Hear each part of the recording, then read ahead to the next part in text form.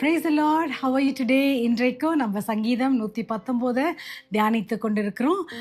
அதில் அவருடைய வசனங்களை நம்ம பின்பற்றும் போது வருகிற ஆசீர்வாதங்களை குறித்து தான் இந்த ஃபர்ஸ்ட் போர்ஷன் ஏலப் அப்படின்னு போட்டிருக்கிறது. So 22 chapters alphabets of the Jewish characters. அதில் ஃபர்ஸ்ட் கேரக்டர் ஆலப். அப்படி என்றால் என்ன மீனிங் என்றால் ஒன்னஸ், காடுடைய ஒன்னஸ். அதுதான் இந்த 8 வசனத்துலேயும் நம்ம எல்லா வசனத்தையும் நம்ம தியானிக்க போகிறதில்ல. ஸோ இன்றைக்கு 6ஆம் வசனம் we are going to meditate the 6th verse which says, the psalmist says, I will not have a life of regrets when I compare my ways with the Lord. உம்முடைய வழிகளை நம்ம ஒப்பிட்டு பார்க்கும்போது தமிழில் என்ன போட்டிருக்கேன்றால், நான் வெட்கப்பட்டு போவதில்லை, or I will not be ashamed என்னுடைய வாழ்க்கையில். ஏனென்றால் உம்முடைய கற்பனைகளை நான் கை கொள்ளுகிறேன். The first portion, இந்த portion of this character, the first character of Jewish vocabularyல பார்த்தா ஆலப்.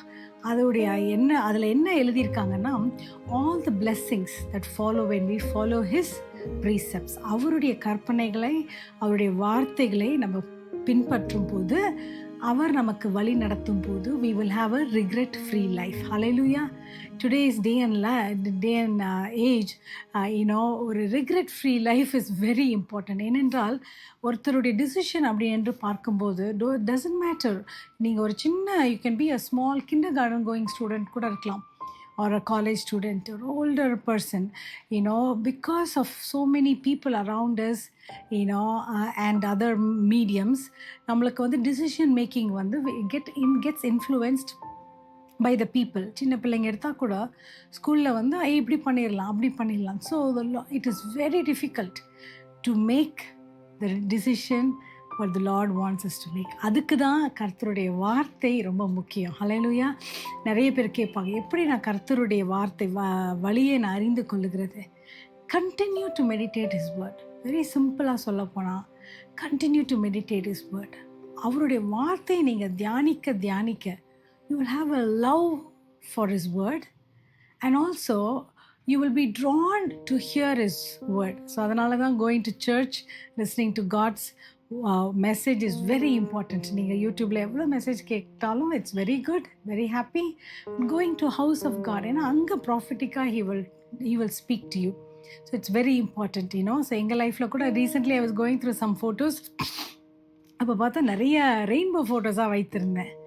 அப்போ தான் ஐ ரிமெம்பர்ட், மெனி இயர்ஸ் அகோ நாங்கள் அமெரிக்காவில் வாழ்ந்து கொண்டிருக்கும் போது pastor கேலப் has to come very frequently இந்தியாவுக்கு அவர் வருகிற சூழ்நிலை இருந்தது. அப்போது ஐ ப்ரேட், லார்ட், எனக்கு வந்து ஐ நீட் டு நோ அவர் போகிறது, is he going at the right time, according sent by you. அது எனக்கு ஒரு I need something, you to show me a sign அப்படின்னு. ஸோ ஃபஸ்ட் டைம் போகும்போது many years ago அவர் வந்து ஏர்போர்ட்டுக்கு போகும்போதே பார்த்தா, நாங்கள் இருந்த ஊரில் வந்து அந்த டைம்லலாம் இட்ஸ் வெரி ட்ரை, மழைன்றது இல்லை. But we were going on the bridge and suddenly I saw a big rainbow. I told pastor, இங்கே பாருங்க, I see a rainbow, then I know I don't have to be worried because God is sending you, and உங்களை மட்டும் he's not going to take care of you, he'll also take care of me. So that did not happen one time, I'm telling you. ஒவ்வொரு தரவும் அதுக்கப்புறம் அநேக pastor வந்து has to travel to India.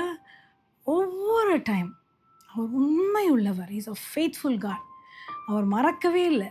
I know he is a busy God. அநேக millions of பீப்புளுடைய ஜெபங்களை அவர் கேட்டுக்கொண்டிருக்கணும்.